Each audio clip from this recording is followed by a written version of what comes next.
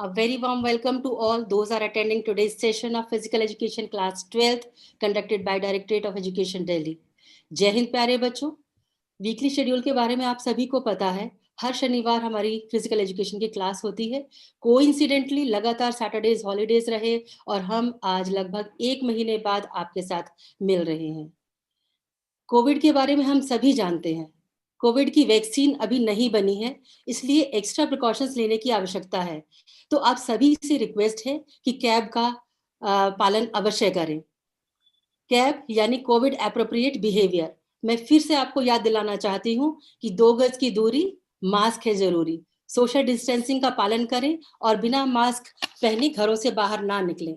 दिन में कई बार साबुन से हाथ धोएं और वो भी लगभग 20 सेकंड तक हाथ अवश्य धोएं और अपने परिवार को और अपने आस पड़ोस को इसके बारे में आप जागरूक अवश्य ही करेंगे। प्यारे बच्चों, इस कक्षा को अटेंड करने के लिए कुछ गाइडलाइंस हैं। आपको हर बार बताया जाता है कि वीडियो को पूरी स्क्रीन में देखें और विंडो के नीचे कोने में स्क्वायर पर क्लिक करके इसे बड़ा करें। यदि आपको ठीक से दिखाई या सुनाई ना दे तो स्क्रीन को रिफ्रेश अवश्य करें। कक्षा में ध्यान केंद्रित रखें और अपने साथियों को भी कक्षाओं में भाग लेने के लिए प्रेरित करें। एक बात और महत्वपूर्ण कि चैट का उपयोग केवल प्रश्न पूछने के लिए या पूछे गए प्रश्नों का उत्तर देने के लिए करें, अन्यथा इसका उपयोग बिल्कुल भी ना करें।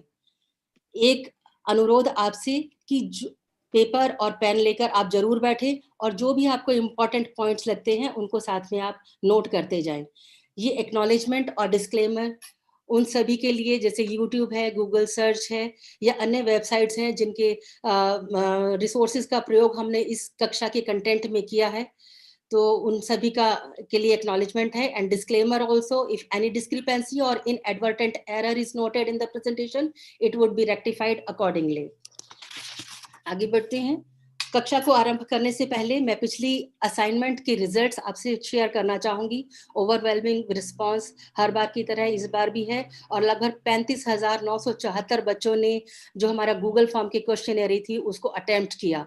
आप देखिए, आपकी स्क्रीन पर नजर आ रहे हैं असाइनमेंट्स के परफेक्ट स्कोर्स बार डायग्राम के रूप में। और बार डायग्राम में आप देखेंगे कि 22,000 से 22,010 बच्चों ने 10 आउट ऑफ 10 स्कोर किया है और बहुत ही बढ़िया रिस्पांस रहा है ये। आप सभी बधाई के पात्र हैं और बधाई के पात्र वो सभी बच्चे भी जिन्होंने फास्टेस्ट फिंगर फर्स्ट अर्थात सबसे जल्दी 10 स्टूडेंट्स जिन्होंने अटेम्प्ट किया 10 आउट ऑफ 10, उनके नाम कुछ इस प्रकार हैं।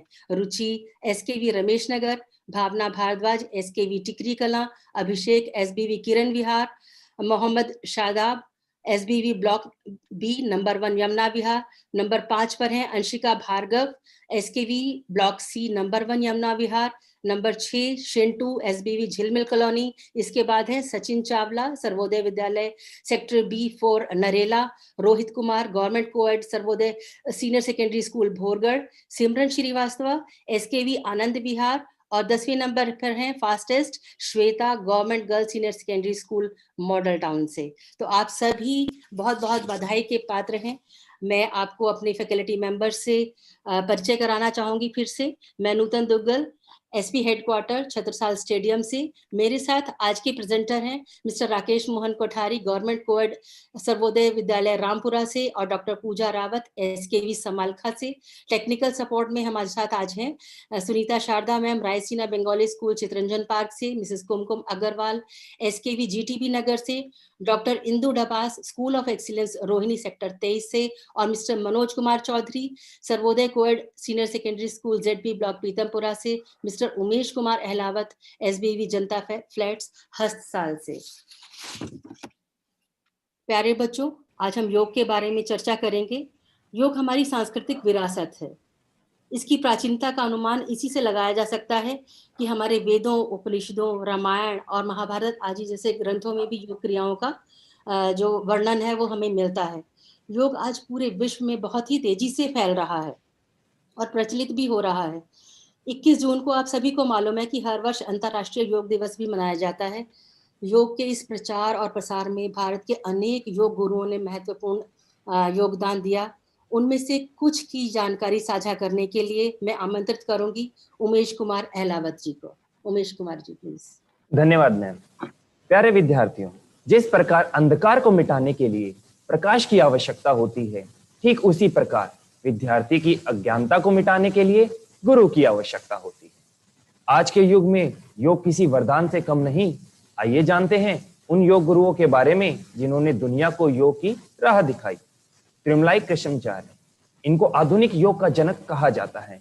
इन्होंने विनाश योग शैली का इस्तेमाल किया और हठ योग का पूर्ण उद्धार किया। इनको आयुर्वेद और योग दोनों की खासी जानकारी थी। इनको दिल की धड़कन पर नियंत्रण की महारत हासिल थी। शिवानंद सरस्वती पेशे से एक डॉक्टर थे। इन्होंने एक योगी की 18 विशेषताओं के बारे में लिखा था।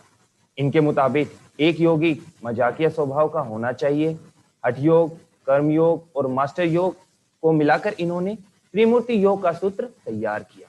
अध्यात्म, दर्शन और योग पर इन्होंने लगभग 300 पुस्तकों की रचना की। BKS अयंगर त्रिमलाई कृष्णाचार्य के शुरुआती शिष्यों में से एक थे। बचपन में वो कई तरह की बीमारियों से ग्रस्त और काफी कमजोर थे। इन्होंने योग की सहायता से न केवल अपनी बीमारियों और कमजोरियों पर विजय हासिल की, अपितु पतंजलि योग सूत्र का नए ढंग से व्याख्यात किया। अयंगर जी निर्धन से पहले 95 साल की उम्र में भी शीर्षासन करते थे। योग को पहले भारत और फिर पूरे विश्व में प्रसिद्ध करने का श्रेय अयंगर जी को भी जाता है। परमहंस योगानंद 20वीं सदी के एक आध्यात्मिक गुरु, योगी और संत थे। इन्होंने अपने अनुयायियों को क्रिया योग उपदेश दिया तथा पूरे विश्व में उसका प्रचार और प्रसार किया। इन्होंने अपनी पुस्तक ऑटोबायोग्राफी ऑफ अ योगी 1946 में प्रकाशित की। उनकी यह पुस्तक 4 मिलियन से अधिक बिक चुकी है। भारत ही नहीं, विश्व भर में प्रसिद्ध सद्गुरु जग्गी वासुदेव एक योगी, रहस्यवादी, लेखक, कवि और दिव्य दार्शनिक हैं। ये ईशा फाउंडेशन नामक लाभ रहित मानव सेवा संस्था के संस्थापक भी हैं। ईशा फाउंडेशन भारत समेत संयुक्त राष्ट्र अमेरिका, इंग्लैंड, लेबान, सिंगापुर और ऑस्ट्रेलिया में योग कार्यक्रम सिखाता है। सद्गुरु ने 8 भाषाओं में 100 से अधिक पुस्तकों की रचना भी की है। आज के दौर में बाबा रामदेव योग गुरु के तौर पर बहुत लोकप्रिय हैं। बाबा रामदेव 2002 से बड़े योग शिविर लगा रहे हैं और टीवी दर्शकों के लिए अपने योग कक्षाओं का प्रसारण कर रहे हैं। 21 जून 2015 भारत के लिए बहुत ही गौरव का दिन था, क्योंकि 2015 से हर वर्ष 21 जून को अंतर्राष्ट्रीय योग दिवस के रूप में मनाया जाता है। वर्ष 2020 में 6ठे अंतर्राष्ट्रीय योग दिवस को मनाया गया। अंत में मैं यही कहूंगा, योग को अपनाएं, रोग को भगाएं। धन्यवाद। बहुत बहुत धन्यवाद उमेश सर। प्यारे बच्चों, मुझे उम्मीद है ये जानकारी आपके को बहुत उपयोगी रहेगी और आप इंस्पायर्ड हुए होंगे कि हाँ, हमें योगा को अपने जीवन शैली में अपनाना है। हमें अपने स्वास्थ्य का अगर हम ध्यान रखते हैं तो ये भी एक बहुत बड़ी देश की सेवा है। अगर हम स्वस्थ हैं तो देश के विकास में बहुत अच्छे से योगदान कर सकते हैं। Yoga is a way of life that helps us keeping our self fit physiologically, psychologically, sociologically as well. So आज के इस सेशन में योग के बारे में विस्तृत चर्चा के लिए मैं आमंत्रित करती हूँ आज के प्रेजेंटर श्री राकेश मोहन कोठारी जी को। मुझे उम्मीद है प्यारे बच्चों कि एकेडमिक एक्सीलेंस के अतिरिक्त योग को अपने जीवन में अपनाने के लिए यह सेशन आपको बहुत अधिक योगदान देगा। कोठारी जी प्लीज। धन्यवाद नूतन मैम। सभी बच्चों को नमस्कार। बच्चों, योग के इस कक्षा में अध्याय 3 योग और जीवन शैली में आप सभी का स्वागत है। नूतन मैम ने और उमेश जी ने आपसे चर्चा की योग के बारे में और बताया कि किन किन योगियों ने भारत के अंदर या पूरे विश्व के अंदर, पूरे ब्रह्मांड के चारों तरफ विश्व में हमारे इस योग को फैलाया है। बच्चों, एक मिथ्य धारणा है कि योग का अर्थ ये होता है कि ब्रह्मचर्य में रहना, लेकिन ऐसा नहीं है। इनमें से बहुत सारे योगी जो हैं वो वैवाहिक जीवन इन्होंने व्यतीत किया है और बहुत सारे अभी हैं यहाँ पर जो योगी वैवाहिक जीवन व्यतीत भी कर रहे हैं और योग का प्रचार प्रसार भी कर रहे हैं। इसके अंतर्गत बहुत सारे कॉलेजेस हैं जिनके बारे में हम अगली क्लास में भी चर्चा करेंगे। आपको बताएंगे कि योग के जो आप डिप्लोमा हैं या डिग्रीज हैं आप कहाँ कहाँ से कर सकते हैं और आजीवन उसके आजीविका वहाँ से आप प्राप्त कर सकते हैं। तो आइए सबसे पहले हम चर्चा करते हैं कि योग क्या है और जीवन शैली क्या है। तो बच्चों, इसके अंतर्गत हम देखेंगे कि रोकथाम के उपाय के रूप में योगासनों का क्या महत्व है हमारे जीवन में और जीवन शैली संबंधी रोग क्या हैं योग के साथ साथ, और किस प्रकार से आसनों के माध्यम से हम उनका उपचार कर सकते हैं। तो आज इस सेशन में हम मोटापे और उससे संबंधित जो आसन हैं उनके बारे में चर्चा करेंगे, और जो नेक्स्ट क्लास है उसमें हम डायबिटीज, हाइपरटेंशन और अस्थमा के बारे में चर्चा करेंगे। तो आइए जानते हैं योग क्या है। प्यारे बच्चों, आपने कक्षा 11 में भी पढ़ा था कि योग जो है उसका अर्थ होता है जुड़ना, यूनियन, आत्मा से परमात्मा का मिलन योग कहलाता है। और भगवत गीता के अनुसार भी आपकी स्क्रीन पर दिखाई दे रहा है कि योग कर्मशु कौशलम, यानी कर्मों को कुशलता के साथ करना ही योग है।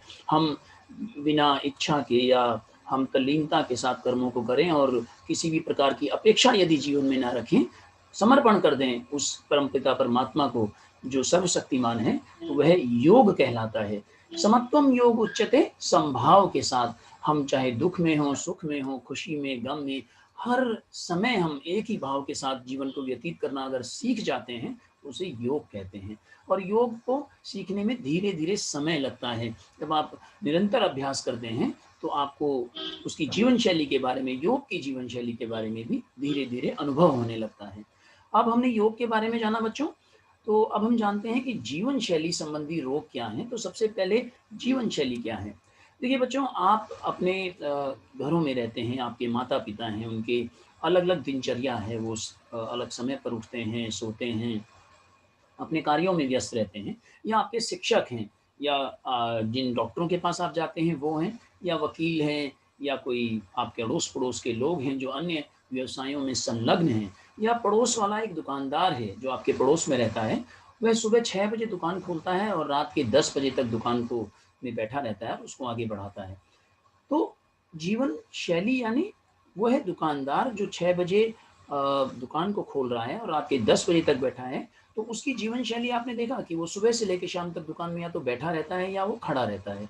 तो उससे उसके जो जीवन जीने का तरीका है, उस वहाँ पर उसको रोग लगने की संभावनाएं रहती हैं। जैसे लगातार बैठे रहने से चर्बी बढ़ने का खतरा रहता है क्योंकि इनएक्टिविटी हो जाती है, या अंदर के जो हमारे आंतरिक अवयव हैं उनमें कुछ खराबी होने की संभावना रहती है। तो अलग अलग व्यवसायों में अलग अलग जीवन शैली के अंदर अलग अलग रोगों को लगने की संभावना रहती है, तो उसे हम जीवन शैली संबंधी रोग कहते हैं। तो जीवन शैली क्या है? रहन सहन का तरीका, आपके जो जीवन जीने का तरीका है वह जीवन शैली कहलाता है। और आपके स्क्रीन पर दिखाई दे रहा है जीवन शैली संबंधी रोग की मोटापा, उच्च रक्तचाप, अस्थमा और मधुमेह।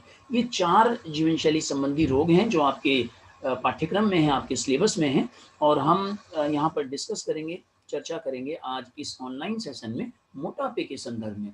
तो मोटापे के संदर्भ में करेंगे कि मोटापा क्यों होता है, उसके कारण क्या हैं, मोटापे को किस प्रकार से आसनों के माध्यम से हम नियंत्रित कर सकते हैं।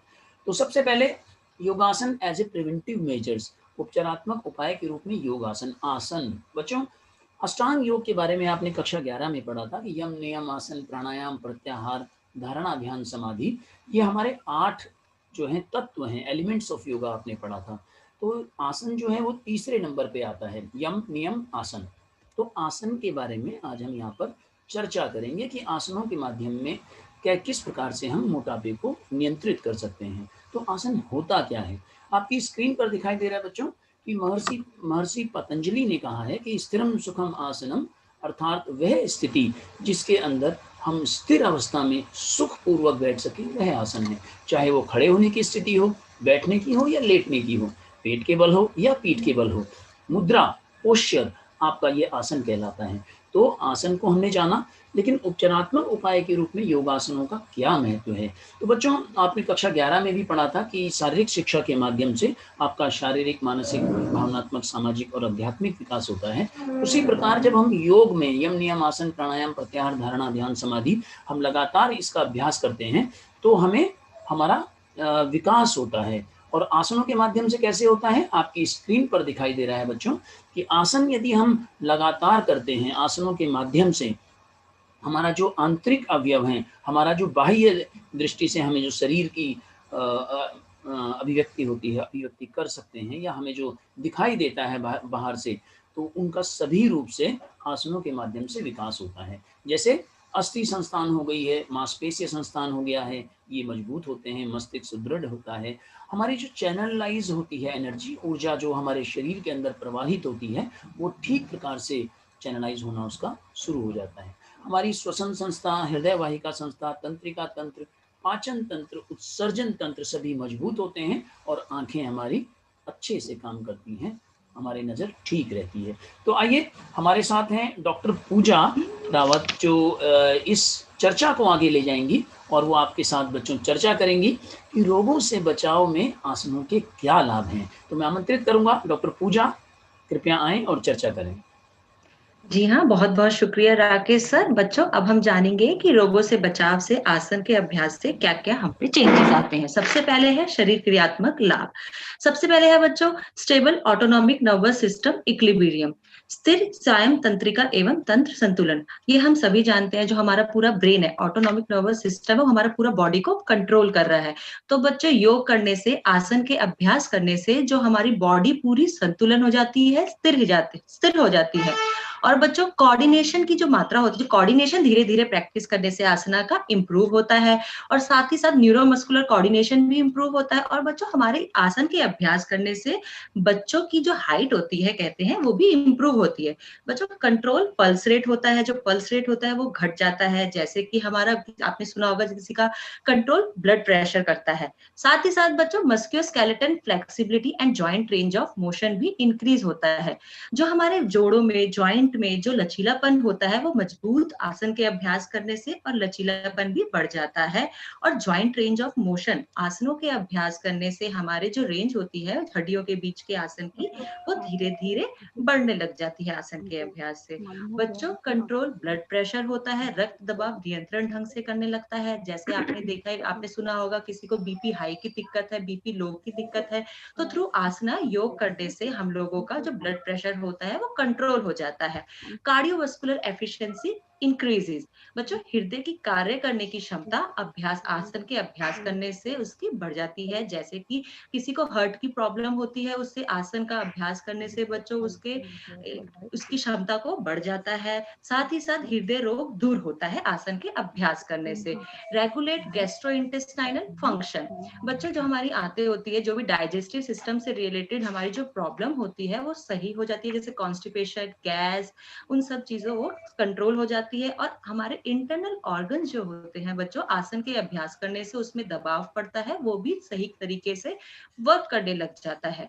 एंडोक्राइन फंक्शन इंप्रूव होता है, अंतःस्रावी ग्रंथियों की कार्य क्षमता में बढ़ोतरी होती है बच्चों।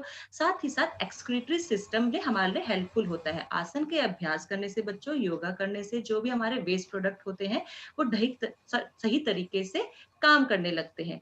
आइए सर, बच्चों राकेश सर इसके आगे के बारे में चर्चा करेंगे। जी हाँ सर। धन्यवाद, बहुत अच्छे से आपने इन आसनों के लाभ के बारे में बताया। और बच्चों हमारी जो नींद की क्वालिटी है, वो धीरे धीरे जो है उसके अंदर बढ़ोतरी होती है। यानी हम कम तो सो पाते हैं और बहुत अच्छे से सो पाते हैं यदि हम कम सोएं तो। और साथ साथ रोग प्रतिरोधक शक्ति में बढ़ोतरी होती है। शरीर के सभी अंग एक साथ मिलकर कार्य करना प्रारंभ कर देते हैं, क्योंकि जो हम जब आसनों का अभ्यास करते हैं तो उन आसनों के माध्यम से हमारा शरीर जो है वो ठीक प्रकार से काम करता है। और बच्चों आँख और हाथों के अंदर कोऑर्डिनेशन बहुत अच्छे से हो जाता है और एकीकृत होकर हमारा शरीर कार्य करने लगता है। बच्चों अलग अलग व्यवसाय में अलग अलग लोग लगे रहते हैं। जैसे हमने आपसे बात की कि आपके माता पिता हैं या आपके टीचर हैं, आपके डॉक्टर, इंजीनियर, दुकानदार, तो ये सभी लोगों के लिए अलग अलग कौशलों की आवश्यकता होती है जीवन को जीने के लिए। तो उनकी निपुणता कौशलों में सुधार होता है, प्रतिक्रिया समय बेहतर हो जाता है और ऊर्जा के स्तर में वृद्धि होती है। तो आइए हम आगे चलते हैं। मनोवैज्ञानिक लाभ के लिए डॉक्टर पूजा आपके साथ चर्चा करेंगी। Pooja ji. Thank you sir. बच्चों अब हम बात करेंगे मनोवैज्ञानिक लाभ, means psychological benefit. Mood swing improve and wellbeing increases. Mood में सुधार और व्यक्तिपरक में भलाई में वृद्धि होती है। बच्चों जब हम कंटिन्यू अभ्यास करते हैं योगा का, तो हमारे दिमाग से जुड़ी सभी परेशानियों को वो खत्म करता है। साथ ही साथ बच्चों हमारे आसन करने से मन और दिमाग भी शांत होता है। जो ह्यूमन बिहेवियर होता है बच्चों, वो चेंज होता है और सकारात्मक सोच की और बढ़ोतरी मददगार साबित होता है। बच्चों साथ ही साथ आसन करने से हमारा आत्म स्वीकृति, आत्मबोध, सेल्फ कॉन्फिडेंस भी बढ़ता है। आसन करने से बच्चों तनाव, चिंता और अवसाद में कम हो जाता है। और बच्चों आसन के अभ्यास करने से एकाग्रता, memory, reaction time, attention, focus में सुधार होता है और बच्चों धीरे धीरे सीखने की क्षमता में भी बढ़ोतरी होती है। बच्चों आगे के विषय में सामाजिक लाभ के बारे में मैं राकेश सर को रिक्वेस्ट करूंगी, इसके बारे में चर्चा कीजिए। जी हाँ सर। जी बिल्कुल पूजा मैम, आपने बहुत अच्छे से बताया कि हमारे जो शरीर क्रियात्मक लाभ है या मनोवैज्ञानिक लाभ है, जब आसनों के माध्यम से हम उनमें अभ्यास निरंतर अभ्यास करते हैं तो धीरे धीरे जो हमारा शरीर है वो विकसित होने लगता है और वो सुचारू रूप से काम करता है। साथ साथ जब हम आसनों को परिवार के अंदर या समाज के अंदर, पार्कों में या किसी इंस्टीट्यूट में हम उसका निरंतर अभ्यास करते हैं तो पारस्परिक संबंधों में सुधार होता है। हमारे जो हमारी आवश्यकताएं हैं बच्चों, ये अनुभव का विषय है। जब हम आसनों का लगातार अभ्यास करते हैं तो हमारी आवश्यकताएं जो हैं वो सीमित हो जाती हैं और हम संतुष्ट रहना सीख जाते हैं। सामाजिक अखंडता यानी समाज के अंदर मैंने बताया कि जैसे हम अभ्यास करते हैं तो एक दूसरे से लोग मिलते हैं, अलग अलग धर्मों के, अलग अलग जातियों के लोग एक प्लेटफॉर्म पर आकर आसनों का अभ्यास करते हैं, योग का अभ्यास करते हैं और सोशल इंटीग्रेशन बढ़ता है। इसी प्रकार से व्यक्तित्व का विकास होता है। जो डायमेंशन ऑफ पर्सनैलिटी हैं जो अगले अध्यायों में आप पढ़ेंगे कि सामाजिक है, शारीरिक है, मानसिक है, अलग अलग जो हमारे गुण हैं जो हमें मिलते हैं वो आसनों के माध्यम से हमारा व्यक्तित्व का विकास होता है। जब हम आसनों को करने के लिए एक क्षेत्र से दूसरे क्षेत्रों की ओर प्रस्थान करते हैं, यानी ईस्ट से वेस्ट या नॉर्थ से साउथ या साउथ से वेस्ट, उनको सीखने और सिखाने का अभ्यास करते हैं तो संस्कृति का आदान प्रदान भी होता है। ग्रुप में हम काम करना सीख जाते हैं, कॉपरेशन, हेल्पफुल एटीट्यूड वगैरह, ये जो हमारे सामाजिक गुण हैं इनका विकास होता है। नैतिकता हमारी बढ़ती है और परंपराओं का आदान प्रदान हमारे इस योग अभ्यास के कारण हमें आसनों से लाभ होता है। जी, तो आगे हम चर्चा करते हैं। मैं डॉक्टर पूजा से अनुरोध करूंगा कि वो आए और योग अभ्यास संबंधी जो आवश्यक बातें हैं उनकी चर्चा करें। जी Pooja ji. Thank you Rakesh sir. बच्चों अब हम बात करेंगे essential things related to yoga practice, योग अभ्यास संबंधी आवश्यक बातें कि योगा करते टाइम हमको क्या क्या बातों का ध्यान रखना है। सबसे पहले बच्चों आसन करने वाला स्थान खुला व स्वच्छ होना चाहिए। साथ ही साथ खद्दर और सूती कपड़ा और ढीले कपड़े पहनकर ही आपको आसन का अभ्यास करना चाहिए जिसमें आप कंफर्टेबल हो बच्चों। साथ ही साथ आसन करते हुए जब भी आप ऊपर आते हैं तो आपको सांस को अंदर की तरफ भरना है और नीचे झुकते हुए बच्चों आपको सांस को बाहर निकालना है, अन्यथा आप नॉर्मल तरीके से अपना सांस लेते रहिए। बच्चों ये आपको ध्यान रखना है कि बीमार व्यक्तियों को डॉक्टर से या योग एक्सपर्ट से सलाह लेकर ही साधना प्रारंभ करनी चाहिए। A sick person should start yoga practice only after consulting a yoga expert. साथ ही साथ बच्चों आसन करते हुए कभी भी जोर जबरदस्ती ना करें। आसानी से जहां तक पहुंचा जा सके वहीं तक आसन का अभ्यास करें और धीरे धीरे आपको आसना को धीरे धीरे पूर्णता की ओर आगे बढ़ना है। अब बच्चों अब हम चर्चा करेंगे मोटापे के बारे में, ओबेसिटी। बच्चों ये हम सभी जानते हैं कि आज ये मोटापा सबसे विश्वव्यापी समस्या बन चुका है। विभिन्न अध्ययनों द्वारा ये पाया गया है कि सबसे ज्यादा अधिक ये बच्चे और युवा वर्ग में प्रभावित हो रहे हैं। और बच्चों ये हम देख रहे हैं कि जैसे United state of America, Mexico, New Zealand में ही सबसे ज्यादा ये देखने को मोटापा की श्रेणी हमें देखने को मिली है। अब इंडिया में भी, ये भारत में भी बहुत ज्यादा हम मोटापे को देख रहे हैं। तो बच्चों अब हम जानते हैं कि ओबेसिटी क्या है। Obesity is a that condition of the body where amount of fat increases to extreme level. मोटापा शरीर की वह दशा होती है जिसमें शरीर की वसा की मात्रा बहुत अधिक स्तर तक बढ़ जाती है। अगर हम इसे बीएमआई की तरह देखें बच्चों, हमने 11th क्लास में बॉडी मास इंडेक्स के बारे में पढ़ा है, साथ ही साथ हमने लास्ट 2 क्लासेस में भी बॉडी मास इंडेक्स के बारे में पढ़ाया है। तो बच्चों हम उससे रिलेट करते हैं, when the BMI of a person is more than और इक्वल टू 30, किसी व्यक्ति का बीएमआई 30 से अधिक या उसके बराबर होता है तो बच्चों वो ओबेसिटी के कैटेगरी श्रेणी में आता है। तो बच्चों हमने जाना उसकी मीनिंग, अब हम जानते हैं कि इसके कारण क्या है कि ओबेसिटी के बच्चों इसके कारण दो मुख्य कारण बोलते हैं, जैसे खान पान की गलत आदतें तथा पाचन प्रणाली का बिगड़ना। और बच्चों साथ ही साथ पुअर डाइट कंडीशन भी कह सकते हैं, लैक ऑफ फिजिकल एक्टिविटी आप नहीं करते हैं तो आप मोटापे की श्रेणी की तरफ मूव करते हैं, जेनेटिक और हेरिडिटी की प्रॉब्लम की वजह से भी ये होता है।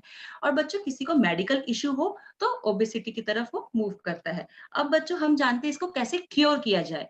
बच्चों हमें फिजिकल एक्टिविटी की तरफ मूव करना है, जितना हो सके आपको फिजिकल एक्टिविटी करना है, और हमको साथ ही साथ इसके हमें एक्टिविटी की मूव करना और खाना पीने में भी ध्यान रखना है। आओ बच्चों अब हम बात करेंगे हेल्थ रिस्क के बारे में, राकेश सर इससे चर्चा करेंगे। जी हाँ राकेश सर।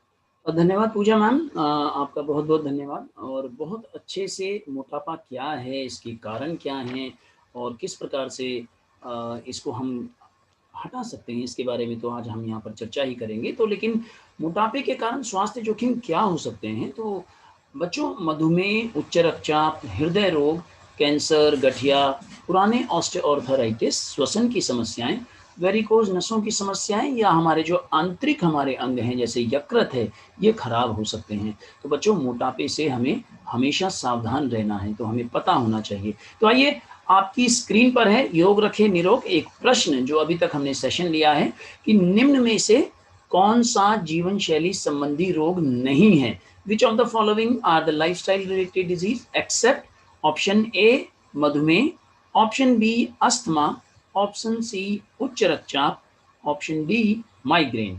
तो बच्चों जब तक आप चैट बॉक्स में इनके जवाब लिखते हैं, मैं सुनीता जी से अनुरोध करूंगा कि यदि बच्चों का कोई प्रश्न है इस संदर्भ में जो हम चर्चा अभी तक हमने की है, तो कृपया हमारे साथ साझा करें। सुनीता मैम। जी राकेश सर, बच्चे अक्सर ये सवाल करते हैं कि भोजन करने के कितनी देर बाद हम योगा प्रैक्टिस कर सकते हैं। ये अक्सर बच्चों का सवाल होता है। धन्यवाद सुनीता मैम, बहुत अच्छा प्रश्न बच्चों ने किया है। यहाँ पर हमने जब बात की थी कि योग में आपने क्या क्या ध्यान रखना है, तो ये भी आपने ध्यान रखना है। बहुत अच्छा सवाल है कि कब करना है और कितना करना है, कितनी देर तक करना है। देखिए, सुबह का ब्रह्म मुहूर्त जो है सबसे सुंदर समय होता है, जब हम सुबह 3 बजे से लेकर 6 बजे तक या 5 बजे तक योग का अभ्यास करते हैं, आसनों का अभ्यास करते हैं। आप इवनिंग में भी कर सकते हैं। वैज्ञानिक तो ये कहते हैं कि खाना खाने के 3 घंटे बाद तक, क्योंकि पाचन प्रणाली जो है कार्यरत रहती है, तो वो पूर्ण रूप से जो है आपके साथ जब हम आसन करते हैं ठीक प्रकार से नहीं आ पाती है। तो खाना खाने के 3 घंटे बाद आपको आसनों का अभ्यास करना चाहिए, और आसन करने के बाद लगभग 1 घंटे तक आप कुछ ना खाएं पिएं, ज़्यादा हैवी चीज़ ना खाएं, तो ज़्यादा लाभकारी होगा। जी, डॉक्टर इंदू मेरे साथ जुड़ी हैं यूट्यूब पर, तो मैं अनुरोध करूंगा इंदू मैम से कि बच्चों के यदि प्रश्न इंदू मैम आ गए हैं तो कृपया हमसे साझा करें। जी हाँ, बच्चों के उत्तर बहुत जल्दी से और अच्छी तरह से आ रहे हैं और सभी ने सही उत्तर दिया है। सबसे पहले जवाब दिया है सपना, प्रियांशु और मनीष ने, और इसका सही उत्तर दिया है उन्होंने ऑप्शन डी यानी माइग्रेन। धन्यवाद इंदु मैम। इसका अर्थ ये होता है कि बच्चे हमारे साथ बहुत अच्छे से जुड़ गए हैं, तल्लीनता से हमारे साथ इस ऑनलाइन सेशन का आनंद उठा रहे हैं, और बच्चों हमें बहुत खुशी है, इसी तरह हमारे साथ जुड़े रहिए। तो आगे चलते हैं कि हमने मोटापे के बारे में बात की कि किस प्रकार मोटापे को आसनों के माध्यम से रोका जा सकता है। तो आइए हम देखते हैं सबसे पहला कि कौन कौन से ऐसे आसन हैं जिनके द्वारा मोटापे को रोका जा सकता है। तो बच्चों आपके सिलेबस के अंदर ये आसन आपकी स्क्रीन पर है। वज्रासन, हस्तोत्तानासन, त्रिकोणासन और अर्धमशेंद्रासन। तो इनकी आज हम चर्चा करेंगे, प्रक्रिया के बारे में, लाभ और विपरीत संकेत कि किन किन परिस्थितियों में इन आसनों का अभ्यास हमें नहीं करना चाहिए। तो आइए सबसे पहले सर्वप्रथम हम देखते हैं वज्रासन, इसकी प्रक्रिया क्या है, कैसे इसको करना चाहिए। तो देखिए, आपने अपने आसन पर बैठ जाना है, खुला स्थान रहेगा। सीधे पांव को आप मोड़ेंगे और नितंबों के नीचे लगा देंगे। दाहिने पांव को मोड़ा, बाएं पांव को मोड़ा और आपने नितंब के नीचे लगा दिया। ध्यान रहे कि दोनों घुटने आपस में मिले हों, दोनों हाथों की हथेलियों को घुटनों के ऊपर रख दें। हमें ध्यान देना है बच्चों कि पीछे से हमारे जो पांव के अंगूठे हैं वो आपस में स्पर्श करते हों, एक दूसरे के ऊपर चढ़े ना हों, और एड़ियों के मध्य बैठना है, एड़ियों के ऊपर नहीं बैठना है। रीढ़ गर्दन एकदम सीधी रहेगी हमारी, ये ध्यान रखना है हमें कि रिलैक्स होके बैठना है, अकड़ना नहीं है। दोनों हाथ बिल्कुल सीधे रहेंगे, अकड़ाना नहीं है हाथों को, बस केवल सीधे रहेंगे। और हमारा जो ध्यान है वो आज्ञा चक्र यानी भ्रुकुटी के बीच में रहेगा, आंखें कोमलता से बंद रहेंगी, एकदम रिलैक्स बैठेंगे। हमें ध्यान देना है कि ज़्यादा से ज़्यादा हमें बैठने का प्रयास करना है। यहाँ पर केवल आपको एग्जाम्पल के तौर पर दिखाई दे रहा है। और भोजन के उपरांत एकमात्र आसन है जो हमें करना चाहिए, ये जो किया जा सकता है। तो हमने ये देखा, और ये विश्राम की स्थिति इस आसन के बाद में हमने ले लेनी है बच्चों। विश्राम करने के बाद 1-2 लंबा गहरा श्वास भरना है और छोड़ देना है। तो आइए इसके लाभों के बारे में चर्चा करते हैं कि वज्रासन की हमने प्रक्रिया देखी, और आप इसको नोट भी करते रहें बच्चों की किस प्रकार से आपको लिखना है, क्योंकि आपको कॉपी में बेटा ये नोट करने हैं हर आसन जो है उनकी प्रक्रिया क्या है। ये वजन कम करने में मदद करता है, पीठ दर्द में आराम देता है, और रीढ़ हमारी सीधी रहती है। फेफड़ों की क्षमता इस आसन को करने से बढ़ जाती है बच्चों। देखिए, जब हम सीधे रहते हैं तो हमारे जो बड़ी आंत, छोटी आंत और पाचन प्रणाली है, ये सुचारू रूप से इस आसन को करने से काम करती है। तो एसिडिटी और पेट खराब होने की समस्या जो है धीरे धीरे सुधर जाती है, पाचन तंत्र ठीक प्रकार से काम करता है। जब हम काफ मसल यानी पिंडलियों को दबाते हैं अपने थाई से, तो जांघ और पिंडलियों की मांसपेशियां मजबूत होती हैं, खिंच जाती हैं, हैमस्ट्रिंग हमारा खिंच जाता है, और हमारा जो ब्लड सर्कुलेशन है बच्चों वो वहीं पर कमर के नीचे जाना बंद कर देता है। इसीलिए साइंस ये कहती है कि खाना खाने के पश्चात विज्ञान ये कहता है कि एकमात्र करने वाला आसन है। अब आपकी स्क्रीन पर है बच्चों विपरीत संकेत। हमने लाभों के बारे में चर्चा की। अब पूजा मैम आपके साथ चर्चा करेंगी कि किन किन परिस्थितियों में किन किन लोगों को इस आसन का अभ्यास नहीं करना चाहिए। जी हाँ सर, बहुत बहुत शुक्रिया सर आपका। बच्चों, अब हम जानेंगे कॉन्ट्राइंडिकेशन ऑफ वज्रासन। किन किन कंडीशन में और किन व्यक्ति को ये आसन नहीं करना चाहिए। बच्चों, ये आसन उन व्यक्तियों को नहीं करना चाहिए जिनके घुटने में गंभीर दर्द होता है, साथ ही साथ पैरों, कमर और पीठ के पिछले हिस्सों में जिसकी सर्जरी होती है, ये आसन वज्रासन उन व्यक्तियों को नहीं करना चाहिए जिनकी रिसेंटली सर्जरी हुई हो। साथ ही साथ बच्चों, प्रेग्नेंट वुमेन, गर्भवती महिलाओं को ये आसन का अभ्यास नहीं करना चाहिए। और बच्चों, साथ ही साथ हर्निया और छोटी आंत के रोगी इस आसन का अभ्यास ना करें। आइए सर, राकेश सर, मैं आपसे चर्चा करती हूँ हस्तोत्तानासन के बारे में। सर, प्रकाश डालिए। जी हाँ सर। धन्यवाद पूजा जी। अब हम बच्चों बात करेंगे हमारा जो अगला आसन है हस्तोत्तानासन।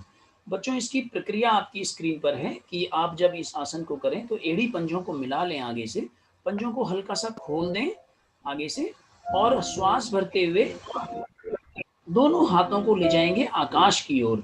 आप खींचेंगे, तानेंगे हाथों को ऊपर से ऊपर, और भरे हुए श्वास में ही रीढ़ को पीछे दोहरा करेंगे और पूरी रीढ़ को जो है मोड़ देंगे पीछे की ओर। अब आप देखेंगे कि आपका एब्डोमिनल जो है, आपकी हैमस्ट्रिंग जो है वो पूरी तरह से खिंच चुका है, आपकी गर्दन भी जो है वो खिंच चुकी है, आपकी रीढ़ जो है पूरी तरह से खिंच चुकी है। और श्वास भरते हुए आपको मध्य में आना है, और श्वास छोड़ते हुए दाएं बाएं से आपको उन्हें प्रारंभिक स्थिति में आ जाना है, और उसके पश्चात दोनों पांव को विश्राम की स्थिति में ले आएंगे। और विश्राम की स्थिति बच्चों बहुत ही जरूरी है। जब आप आसन को कर लें तो विश्राम की स्थिति में आ जाएं और 1-2 लंबा गहरा श्वास भरें और वहीं पर खड़े रहने का प्रयास करें। तो आइए अब हम चर्चा करते हैं कि हमने हस्तोत्तानासन किया, कौन कौन सी हमारी जो मांसपेशियां हैं इसके करने के साथ खिंची हैं, और कौन कौन से अवयवों पर इसका प्रभाव बढ़ा है। तो लंबाई बढ़ने में जब हम मांसपेशियों को खींचते हैं तो बच्चों के अंदर यह देखा गया है, ये जो माना जाता है कि लंबाई बढ़ने में ये जो आसन है ये सहायक होता है। शरीर में इस आसन को करने से मेरुदंड सीधा रहता है। बच्चों, आपने पढ़ा भी है कि हमारा जो स्पाइन है इसके अंदर से जो है हमारा तंत्रिका तंत्र यानी जो हमारा नर्वस सिस्टम, नर्व्स हैं, ये सब निकलती हैं बाहर और आदेशों को ले जाती हैं और लाती हैं। तो अगर नर्वस सिस्टम हमारा अच्छा रहेगा बच्चों तो पूरा शरीर हमारा ठीक प्रकार से काम करता है, मेरुदंड हमारा सीधा भी रहता है, पीठ दर्द में कम करने में सहायक होता है। इसके पश्चात हमारी जो कमर की चर्बी है, जब ये हमारे मसल्स खींच जाती हैं तो ये घटती हैं, और धीरे धीरे कब्ज की समस्या पर भी नियंत्रण होता है। हमारे पाँव की मांसपेशियों में ताकत बढ़ती है। बच्चों, यदि आप संतुलन बनाने में इस आसन को करते समय संतुलन ना बनता हो तो पैरों के बीच में फासले को बढ़ा भी सकते हैं। और इस आसन का लाभ एक ये भी है कि साइटिका की जो समस्या है, जो दर्द होता है हमारी रीढ़ में, उससे आराम मिलता है। हमारे साथ पूजा जी हैं। डॉक्टर पूजा, मैं आपसे अनुरोध करूंगा कि आएं और बताएं कि किन किन व्यक्तियों को किन किन अवस्थाओं में इस आसन का अभ्यास नहीं करना चाहिए। थैंक यू सर, आपने बहुत अच्छे से एक्सप्लेन किया। बच्चों अब हम जानेंगे कॉन्ट्राइंडिकेशन ऑफ हस्तोत्तानासन। बच्चों प्रेग्नेंट वुमेन और गर्भस्थ महिलाओं को ये आसन का अभ्यास नहीं करना चाहिए। साथ ही साथ बच्चों जिनके पैरों में दर्द होता है, avoid if having leg pain हो, उस आसन का अभ्यास ना करे वो व्यक्ति। साथ ही साथ वेरिकोज शिराओं के से पीड़ित व्यक्तियों को ये योग विशेषज्ञ, योग एक्सपर्ट की सलाह लेकर ही आसन का अभ्यास करना चाहिए। बच्चों अगर किसी के सिर में दर्द हो तो ये आसन का अभ्यास ना करें, क्योंकि आपको सर ने अभी प्रोसीजर में बताया है कि पीछे की तरफ बैंड करते हैं। तो बच्चों जब भी आपके सर में दर्द हो तो ये आसन का अभ्यास ना करें। आइए बच्चों अब त्रिकोण आसन के बारे में राकेश सर इसमें प्रकाश डालेंगे। जी हाँ सर। धन्यवाद पूजा जी। तो हम आगे बात करेंगे बच्चों, आसन नंबर 3 है त्रिकोणासन की। त्रिकोणासन की प्रक्रिया क्या है? तो देखिए, दोनों पांव के बीच में अधिक से अधिक फासला करेंगे और पंजों का जो रुख है वो बाहर की ओर यहाँ पर दिख रहा है। आपको बाहर की ओर पंजे नहीं रखने हैं, अंदर की ओर पंजों का रुख रहेगा, क्योंकि जो मांसपेशियां संलग्न होनी है इस त्रिकोणासन में वो नहीं होगी। श्वास भरते हुए दाहिने हाथ को ले जाएंगे ऊपर से ऊपर, खींचेंगे दाहिने हाथ को ऊपर और बाएं हाथ को नीचे से नीचे। श्वास छोड़ते हुए बाईं ओर, दाहिनी ओर जो है हम झुक जाएंगे। हमारा जो बायां हाथ है वो बाईं पांव के साथ सटा रहेगा। अब आप देखेंगे यहाँ पर ये त्रिकोण की स्थिति बन गई है, ट्रायंगल पोज भी इसे कहा जाता है। This asana is also known as triangle pose. श्वास भरते हुए मध्य में आ जाएंगे और खींचेंगे दाहिने हाथ को ऊपर से ऊपर, पुनः बाएं हाथ को नीचे से नीचे, और श्वास छोड़ते हुए प्रारंभिक स्थिति में आ जाएंगे। अब इसी क्रिया को करेंगे बाईं ओर से। श्वास भरते हुए बाएं हाथ को ले जाएंगे ऊपर, खींचेंगे और खींचेंगे, और श्वास छोड़ते हुए दाहिनी ओर हम झुकने का प्रयास करेंगे, त्रिकोण बनाएंगे, ट्रायंगल पोज बनाएंगे और यहाँ पर रुकने का प्रयास करेंगे। बच्चों आप अधिक से अधिक रुकने का प्रयास करें, क्योंकि जितना ज्यादा आप रुकेंगे उतना ज्यादा शरीर को फायदा होगा। श्वास भरते हुए आ जाएंगे मध्य में और श्वास छोड़ते हुए हाथों को वापिस ले आएंगे, दाहिने बाएं हाथ को वापिस ले आएंगे और पाँव को भी वापिस ले आएंगे और उन्हें विश्राम की स्थिति में आ जाएंगे। प्रत्येक आसन के पश्चात बच्चों आपने ध्यान रखना है कि एक विश्राम आपने जरूर लेना है, यानी 1-2 लंबे गहरे श्वास का अभ्यास आपने जरूर करना है, हर आसन के बाद करना है। तो इसके लाभ क्या क्या हैं बच्चों? देखिए, त्रिकोण आसन के अंदर मैंने बताया कि जितने भी आसन हम अभ्यास करते हैं, जितने भी, चाहे पेट के बल हो, पीठ के बल हो, खड़े हो या बैठे हो, सब में हमारी रीढ़ कहीं ना कहीं प्रभावित होती है। और रीढ़ का प्रभावित होने से ही हमारा जो मस्तिष्क है प्रभावित होता है, और मस्तिष्क और एंडोक्राइन ग्लैंड जब ठीक प्रकार से काम करती हैं, पूरा शरीर ठीक काम करता है। तो यहाँ पर मोटापा कम करता है ये आसन, और इसके द्वारा हमारा जो संतुलन है, बैलेंस है, या हमारे जो चैनलाइज करती है, एनर्जी फ्लो करती है शरीर के अंदर, उसके अंदर धीरे धीरे बढ़ोतरी होनी शुरू होती है और ध्यान केंद्र करने में मदद मिलती है। रीढ़ के अंदर लचीलापन आता है। इसके पश्चात पीठ दर्द और गर्दन दर्द में राहत मिलती है। छाती, कंधे, पसलियां, धड़ मजबूत होती हैं। हमारे पैर, घुटने, एड़ियां ये भी मजबूत होती हैं बच्चों। और पेट संबंधी जो बीमारियां हैं, इन सभी बीमारियों से हमें राहत मिलती है। अब हमारा पूजा जी हैं, पूजा जी से मैं अनुरोध करूंगा कि वो आएं और बताएं कि किन किन लोगों को इस आसन का अभ्यास नहीं करना चाहिए। जी Pooja ji. Thank you sir. बच्चों हम जानेंगे कॉन्ट्राइंडिकेशन ऑफ त्रिकोणासन।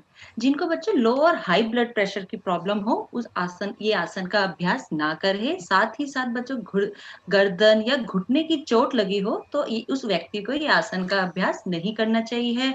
और पीठ या कमर दर्द की चोट में इस आसन का अभ्यास ना करें। जिनको बच्चों हैमस्ट्रिंग की चोट लगी हो, जिन एथलीट को या किसी पर्सन को, तो हमें त्रिकोण आसन का अभ्यास नहीं करना चाहिए। बच्चों अब हम राकेश सर आपको रिक्वेस्ट करती हूँ, तो अर्ध मत्स्येंद्र आसन के बारे में सर बताइए। जी हाँ बच्चों, आपके स्क्रीन पर अर्ध मत्स्येंद्र आसन, जो कि मत्स्येंद्र नाथ जी के नाम से इस आसन को जाना जाता है, जो एक बहुत बड़े योगी रहे हैं हमारे देश में। तो इसकी प्रक्रिया ये है बच्चों कि दाहिने पांव को मोड़ेंगे और नितंब के नीचे लगा देंगे, उसके ऊपर बैठेंगे नहीं, और बाएं पांव को दाहिने पांव के घुटने के साथ लगा देंगे। और ध्यान रहेगा कि घुटना और पंजा जो है एक सीध पर हो, और यहाँ से दाहिने हाथ को बाएं पांव के घुटने के पीछे से ले जाते हुए पंजों को पकड़ने का प्रयास करेंगे, और बायां हाथ पीछे से सपोर्ट करेगा, संतुलन बनाएगा। आपको पहले प्रयास में यहीं तक रहना है, और जब आप संतुलन बना पाए तो आपको हाथ को पीछे ले जाना है और धीरे धीरे इसका अभ्यास बढ़ाना है, और जब नहीं रुका जाए तो आपको श्वास छोड़ते हुए पहले वाली प्रक्रिया में पुनः पहले वाली स्थिति में आ जाना है। अब आप करेंगे बाईं ओर से, बाएं पाँव को मोड़ेंगे, दाहिने पाँव को मोड़ेंगे, उसके पंजे को बाएं पाँव के घुटने के साथ लगाएंगे और बाएं हाथ को दाहिने घुटने के पीछे से ले जाते हुए उसके पंजों को पकड़ेंगे और दाहिने हाथ को आप पीछे से सपोर्ट देने का प्रयास करेंगे। आपने संतुलन बनाने का प्रयास जरूर करना है बच्चों। अगर संतुलन बनता है तो ही आपने हाथ को पीछे से ले जाना है। आप इसको लंबे समय तक करने का प्रयास करें और जब ना रुका जाए तो श्वास छोड़ते हुए धीरे धीरे आ जाएंगे वापस और विश्राम की स्थिति में बैठ जाएंगे।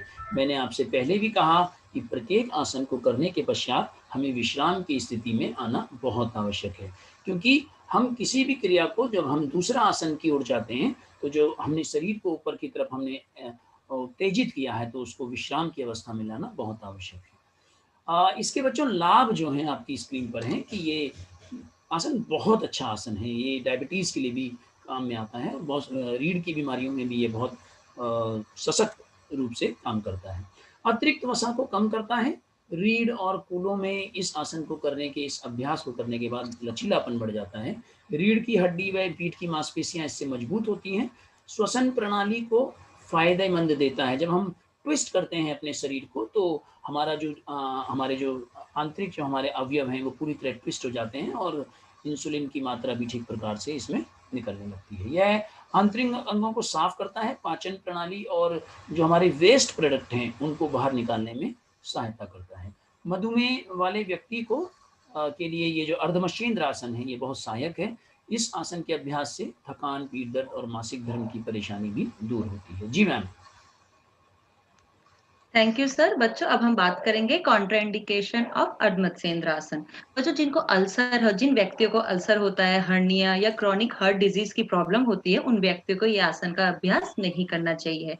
जिन बच्चों को साथ ही साथ बच्चों जिनके व्यक्तियों को हाइपरटेंशन और अदर कार्डियोवास्कुलर हृदय रोगों से पीड़ित व्यक्तियों को यह आसन का भी अभ्यास ना करें। मासिक धर्म और गर्भ अवस्था के दौरान महिला को ये अभ्यास नहीं करना चाहिए। During menstruation and pregnancy women should not practice the Ardhamatsyendra asana. जी हाँ बच्चों, अब हम बात करेंगे योग रखे निरोग। आपके प्रश्न है आपके स्क्रीन पे, निम्नलिखित में से कौन सा आसन मोटापे के लिए नहीं किया जाता है? Which of the following asana is not perform for obesity? A Ardhamatsyendra asana, B Trikona asana, C Vajrasana and D Padmasana. बच्चों जल्दी जल्दी इसका आंसर अपने चैट बॉक्स में लिखिए। तब तक मैं अनुरोध करूंगी सुनीता मैम, अगर बच्चों का कोई प्रश्न है तो मैम आप प्लीज मुझसे पूछ सकते हैं। जी हाँ मैम। हम मोटापे के आसनों की चर्चा कर रहे हैं, तो क्या मोटापे के लिए यही आसन है, कुछ और आसन भी होते हैं? क्योंकि बच्चे कई बार जो है बार बार ये प्रश्न करते हैं कि क्या ये हम दूसरा आसन लिख सकते हैं या नहीं लिख सकते हैं। जी हाँ मैम, ये बच्चों का बहुत ही अच्छा प्रश्न है। बच्चों ये जो 4 आसन है ये तो है ही, और भी मोटापे को कम करने के लिए आसन होते हैं, जैसे धनुरासन, भुजंग आसन, मत्स्येंद्र आसन, पवन मुक्त आसन और मार्जरी आसन, और भी हैं बच्चों। लेकिन बच्चों आपके सिलेबस में और आपके हमारे सीबीएसई के एग्जाम में यही 4 आसन है जिसको आपके बारे में पढ़ना है, और यही आसन आपको बच्चों अपने एग्जाम में लिखने हैं जो आपके सिलेबस में है। आपको अगर आप अलग क्वेश्चन आसन लिखेंगे तो आपको उसमें मार्क्स नहीं मिलेंगे। तो बच्चों आपको ये ध्यान रखना है, जिसके आपके जो सिलेबस में जो आपके आसन है वही आसन, जो 4 पढ़ाए हैं वही आसन आपको ओबेसिटी में लिखना है। जी हाँ इंदु मैम, अगर बच्चों का आंसर आ गया हो तो आप प्लीज शेयर कर सकते हैं। जी हाँ मैम, डॉक्टर इंदु मैम। जी मैम, बच्चे जवाब दे रहे हैं, जब पढ़ाया इतना जाएगा तो बच्चे समझ के आंसर भी बिल्कुल सही दे रहे हैं। इसका ऑप्शन है ऑप्शन डी पद्मासन। जी हाँ मैम, बिल्कुल करेक्ट दिया है बच्चों ने answer. Rakesh sir over to you. धन्यवाद। मैं अनुरोध करूंगा कुमकुम अग्रवाल मैम से कि वो आए और अभ्यास कार्य बच्चों से चर्चा करें। कुमकुम मैम हमारे साथ जुड़ रही हैं। कुमकुम जी। धन्यवाद कोठारे सर। बच्चों आप सबके रिस्पॉन्सेस को देखकर हमको मालूम पड़ गया है कि आप सभी ने क्लास को बहुत एंजॉय किया है। सभी को फिटनेस बनाए रखने के लिए बहुत ज़रूरी है, क्योंकि फिटनेस ही हम सभी को एक हेल्दी और एंजॉयफुल लाइफ दे सकता है। योगासन हम सबको फिटनेस बनाए रखने के लिए एक बहुत ही वाइटल रोल प्ले करता है। तो चलो बच्चों अब हम चलते हैं अपने अभ्यास कार्य की ओर। हमारा प्रश्न नंबर 1 है, जीवन शैली संबंधी रोगों की रोकथाम के लिए योग की भूमिका की विस्तार पूर्वक चर्चा कीजिए। क्वेश्चन नंबर 2, जीवन शैली से संबंधी रोग क्या है? आसनों की मदद से उन्हें हम किस प्रकार रोका जा सकता है? क्वेश्चन नंबर 3, अर्ध मशेंद्र आसन is helpful in reducing obesity. Discuss in detail. And for question number 4, define obesity. Describe procedure and benefits of any two asanas that help to obesity. बच्चों, आपने देखा होगा कि आज सभी क्वेश्चन के लास्ट में एक मार्क किए गए हैं। आप सभी को मालूम होना चाहिए कि इस साल CBSE ने कुछ मार्किंग स्कीम में परिवर्तन किया है, जो आपके फिजिकल एजुकेशन टीचर्स ने ऑलरेडी आपको सैम्पल क्वेश्चन पेपर दे दिया होगा। तो बच्चों, ये ध्यान रखिए कि जिस प्रकार से मार्क लिखे हुए हैं मार्क्स, आपको उन्हीं मार्क्सों के अनुसार शब्दों का चयन करना है और शब्दों को लिखना है। कोठारी सर। और धन्यवाद कुमकुम मैम। और बच्चों, आपकी स्क्रीन पर है ये गूगल फॉर्म, डिस्क्रिप्शन बॉक्स में आपको मिलेगा। आपने जाना है, इसके एक एक नंबर के प्रश्न आपके एग्जाम्पल के रूप में इसमें दिए हुए हैं। 10 प्रश्न हैं, 10 के 10 आपने टिक करने हैं। आपका स्कोर मिलेगा, उसका स्क्रीनशॉट खींचिए, अपने टीचर के साथ शेयर कीजिए और उसको अपने रिकॉर्ड में भी रखिए, क्योंकि आपको हर क्लास के बाद रिकॉर्ड रखना है कि आपने कितने प्रश्नों के सही जवाब दिए। तो धन्यवाद आप सभी का इस ऑनलाइन क्लास में जुड़ने के लिए। और अगली कक्षा में हम चर्चा करेंगे कि जीवन शैली संबंधी रोग, मधुमेह, उच्च रक्तचाप एवं हमारा जो अस्थमा है। तब तक के लिए धन्यवाद। धन्यवाद।